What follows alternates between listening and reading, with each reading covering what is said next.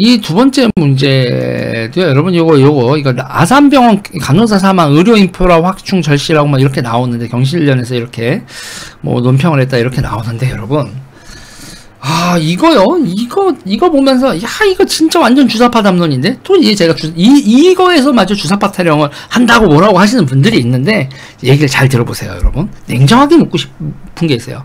간호사라서 죽었다. 이러고 있단 말이에요. 아산병원에서. 물어봅시다. 의사였으면 살았습니까? 의사였으면, 간호사가 아니라 의사였으면 살았습니까? 이게 뇌동맥류, 이렇게 부르는 질병이던데, 이게 뇌동맥류가 여러분 강수현 씨 사망하고 이유가 같아요. 강수현 씨도 이 뇌동맥류로 사망하신 거란 말이에요. 그때 얘기가 나왔었던 걸 곰곰이 되짚어 봤어요. 응급 상황에 대처하는 게 쉽지 않은 질병이다. 그리고 대한민국의 이 뇌동맥류 상황에 응급 시술을 할 수 있는 의사가 태부족이다. 이렇게 얘기가 나왔었단 말이에요. 그러니까 지금 의사들의 분과가 너무 세분화되어 있다. 그래서 여러분, 우리가 정형외과 의사라고 하잖아요. 정형외과 의사, 이런 게 이제 우리가 생각하는, 그것도 여러분 너무 우리 통념적인 거라는 거죠.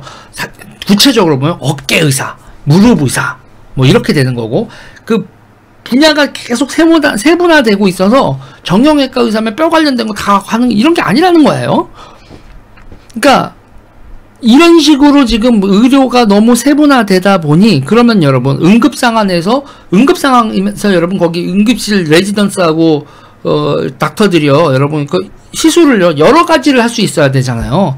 여러 가지 시술을 할 수 있는 의사가 없어지고 있대. 지금 대한민국에서 있잖아요. 여러 가지 시술을 할 수 있는 의사들이 없어지고 있대요. 그러니까 제너럴리스트가 없어지는 거예요. 그러니까 이건 의사 인력을 늘려서 해결될 문제가 아니라니까? 그리고 여러분, 왜 그러면 그렇게 세부 분과로 가느냐라고 하면, 여러분, 우리가 그 세부 분과로 갈수록 우리가 좋아해. 그래서, 관절하면은, 여기 팔꿈치 하면 누구야? 세부 분과로 갈수록 의사 선생님들도 유명해지고 돈도 잘 벌 수 있어서 의사 선생님들도 좋아하고요. 세부로 가면 여러분 뭐가 되는 줄 아십니까? 여러분, 바이터를 피해 간다는 거예요. 네. 바이터를 피해 간다. 그러니까 우리나라에서 있잖아요. 그러니까 생명을 다루는 거를 의사 선생님들이 싫어하는 거야.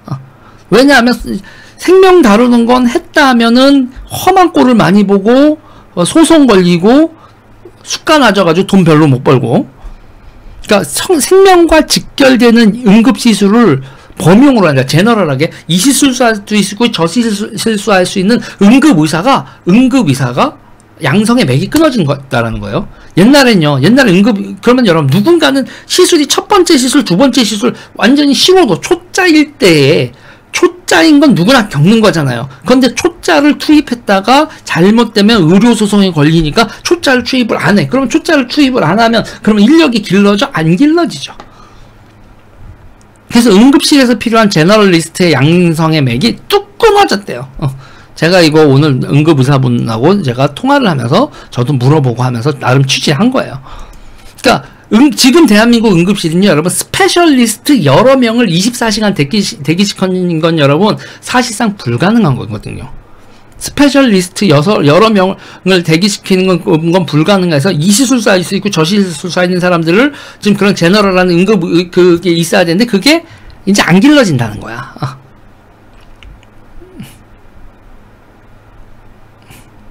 네. 그러니까 이게요, 생명을 살리는 의료행위가, 우리한테는 생명을 살리는 의료행위가 의사에겐요, 인생을 건 모험행위가 되는 거야. 이거 잘못하면 내 인생 좆되는데 하는데, 의사들이 난 저 못해요, 이거 해버리는 게 편한 거야. 지금 여러분, 뇌동맥류 환자가 들어왔어. 빨리 해야 돼. 시술을 해야 돼. 근데 내가 이론적인 점만 알지 해본 적이 없어. 그러면 가만히 놔두면 죽어. 이 사람 어차피 죽는 거야. 그러면 일단 뜯어! 마취하고, 이거 어차피 죽는 건데 해야 돼가 아니라, 어차피, 그냥 죽으면 죽는 거지. 나 안 해. 이게 지금 대한민국인 거예요.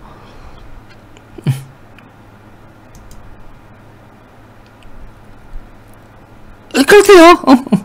그러니까 파도 법정 분쟁이 잦아지니까 생명과 직결되는 시술은 회피하는 거죠. 회피하고 생명을 살리는 의료행위가 의사에겐 인생을 건 모험행위가 되고, 결국 의사가 숙련되었건 미숙련되었건 숙련이 되는 과정이 첫 번째, 두 번째, 세 번째 시술을 거쳐야 되는데, 숙련되지도 않은 게 내 새끼를 건드렸어라고 난리를 치니까 안 하는 거야. 통과 의뢰가 통과 의뢰를 감당할 수 없는 시스템이 돼버린 거예요. 의료소송 난발 속에서. 그러니까 누군가는 첫 번째, 두 번째 시술을, 그게 통과 의뢰잖아요. 레지던트 닥터 되면서 응급 상황에서 첫 번째, 두 번째를 통과 의뢰인데, 그 통과 의뢰가 야, 너 해봐라고 전문의가 수련이한테 명령도 못 내리는 거고, 본인이 직접 하거나 아니면 건들지 마.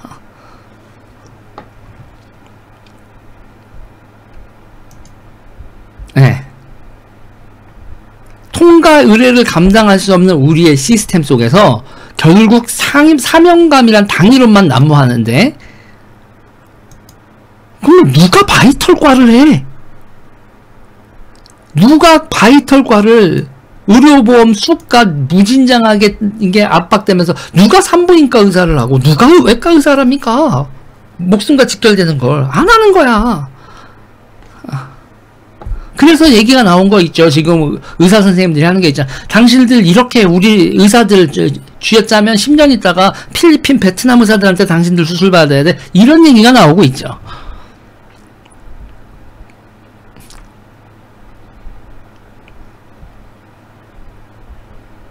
이런 거예요.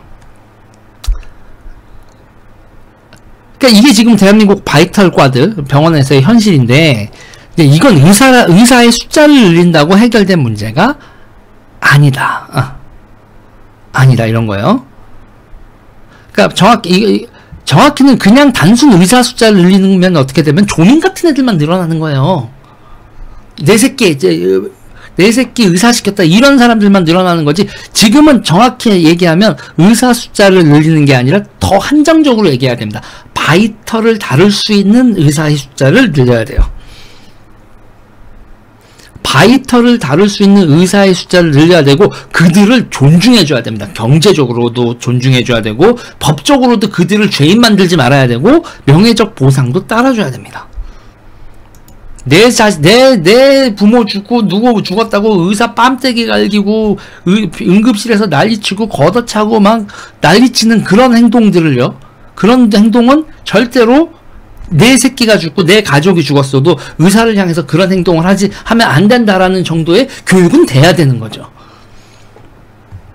그게 안 되면 누가 합니까? 그거 하면 여러분 역지사지로 해보세요. 우리가 의사 조져서 결국은 지금 상황에서 근데 여러분 여기서 제가 이게 주사파 얘기를 왜 하냐면, 지금 이 상황 보세요. 간호사라서 죽였다는 프레임과 선동을 하고 있어요. 병원 사회를 봅시다. 병원 사회요. 간호사가 많아요, 의사가 많아요? 간호사가 많아요, 여러분? 의사가 많아요? 간호사가 많습니다. 간호 인력이 많아요, 여러분. 이 사람들은요, 여러분, 이 좌파는요, 일단은 간호사라서 죽었다는 프레임은 병원 사회의 계급 갈등을 키우죠. 병원 사회의 계급 갈등을 키웁니다. 그리고요, 병원이란 조직의 퍼포먼스 향상을 위한 담론, 이런 거 형성 안 해요, 그 사람들은. 자, 쪽수가 많은 피지배 계급을 선동을 하죠. 쪽수가 많은 피지배 계급, 이렇게 얘기하면 그렇지만 오더를 받는 사람들을 선동을 합니다. 당신들한테 오더를 내리는 저 사람들이 탐욕스러운 사람들이야 라고. 의사들은 탐욕스럽고 이기적이고 당신들은 피해를 보는 선량한 사람들이야, 이렇게 선동을 하죠. 자, 공공운수노조, 의료연대본부, 산별노조죠. 산별노조, 공공운수노조, 의료연대본부. 제가 여러분 보세요. 파업을 순서대로 한다고 했잖아요. 자, 공공운수노조, 화물연대도 있고 뭐 그렇습니다. 여기서 의료연대가 본부에서 파업을 하면 다른 쪽에서 여러분 산별노조가 작동해서 뭐 화물연대하고 이런 데가 다 도와줍니다. 시위 현장에도 다 나타나고 막 그렇게 해서 세를 만드는 거예요. 또 한 번 주사파의 그림자를 느끼는 겁니다. 보수정당은요 이런 거에 대해서 담론 생산이 없어요. 그러면 있잖아요. 간호사들이 저런다 그러면 간호사들한테 스윗하게 굴어야지 이 생각을 한다니까요. 지금 보수가요. 병원이라는 곳이 작동하기 위해서 의사의 역할은 의사의 본분을 다해야 되고 간호사의 본분을 다해야 되고 그 사이에 의사가 훨씬 더 능력 있고 책임져야 되고 의사결정자라는 것 자체를 흔들면 안 되는 거란 말이에요. 아니 병원에서 의사결정자가 아니고 의료연대본부 노조하고 의사들 사이의 관계가 의사결정에 있어서의 권한이 비슷해진다는 게 말이 돼?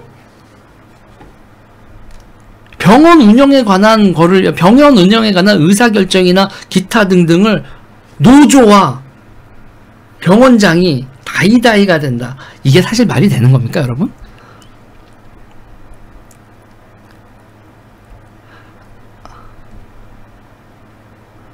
그러면 담론을 얘기를 해야 된다고요. 우리가 이 상황을 극복하기 위해서 중요한 건 여러분 병원은 환자가 좋아야 되는 것이고 환자를 치료하는 그 퍼포먼스를 보여주는 것이지 의사와 간호사가 정치하는 곳이 병원은 아닌데 의사와 간호사가 계급투쟁을 하는 정치하는 곳으로 바꿔놓죠. 그게 NL입니다.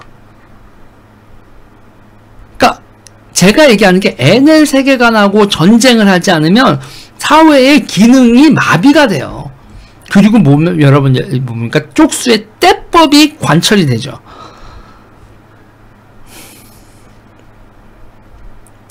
그러니까 저는 NL 세계관이라는 게 볼거 없어요, 여러분. 쪽수 많은 사람들을 너희가 약자야. 윗대가리에 뒤집어 엎자.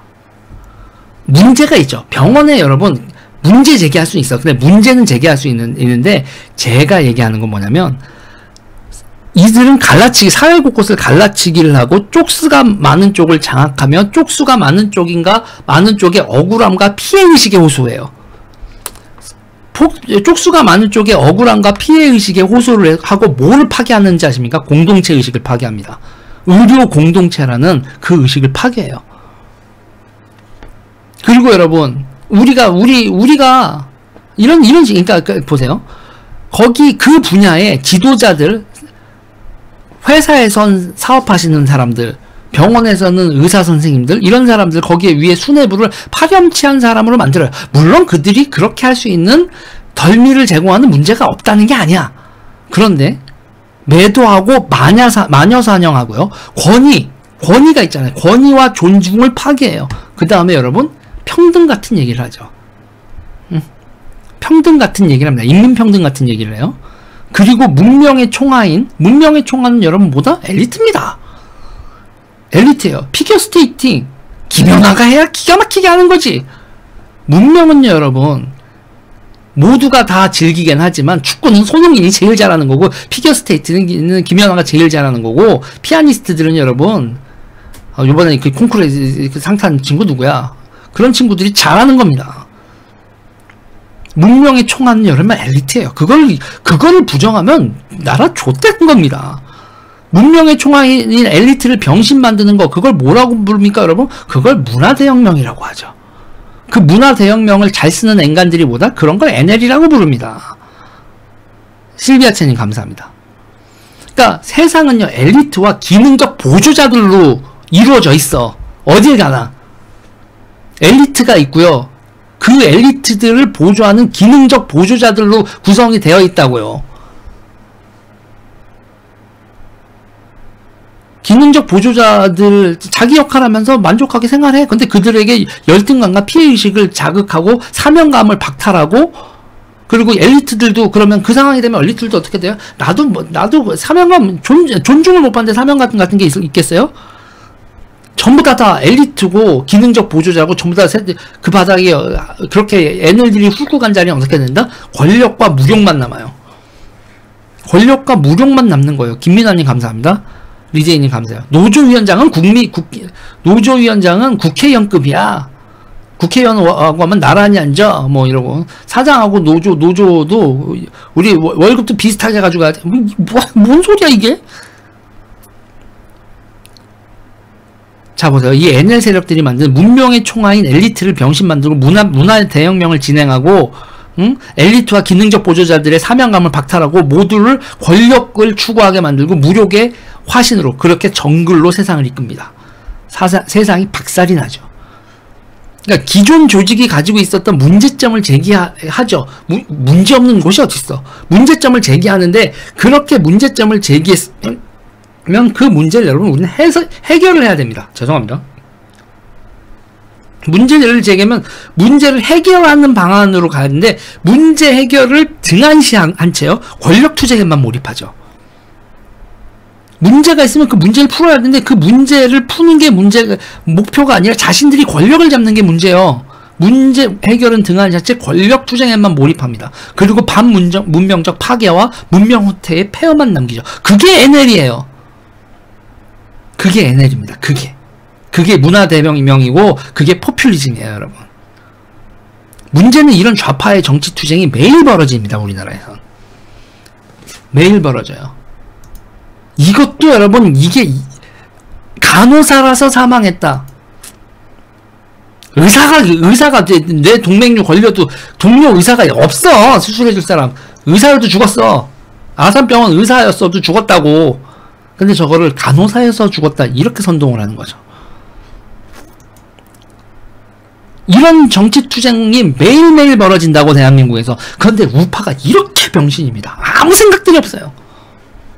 이런 게 저렇게 나오면 저거에 맞서서 우리가 지금 해야 될 문제는 뭐고, 병원에서는 어떻게 해야 되고, 바이털한 의사를 공급하기 위해선 의대에서 어떻게 해야 되고, 의료 수가를 어떻게 해야 되고, 그들에게 어떤 보상을 해줘야 되고, 국민들도 의사를 바라보는 시선을 이렇게 교정을 해야 되고, 그래서 우리 사회의 의료 수준을 더 높이겠습니다라는 이런 얘기를 보수가 해야 되는데, 그런 얘기는 일절 없고, 간호사들이 저래가 간호사들한테 어떻게 스윗해야 되지? 이 생각만 하고 있다고 매일매일 절망합니다. DJ님 감사합니다. 그러니까 윤석열 정부하고 국민의힘은요, 주사파에 맞설 능력이 안 돼요. 없어요. 사회가 반문명적 후퇴를 거듭하고 있고, 구석구석에서 인민재판이 발생하고 있는데, 그걸 막을 우파는 대한민국에 어떻다? 없다.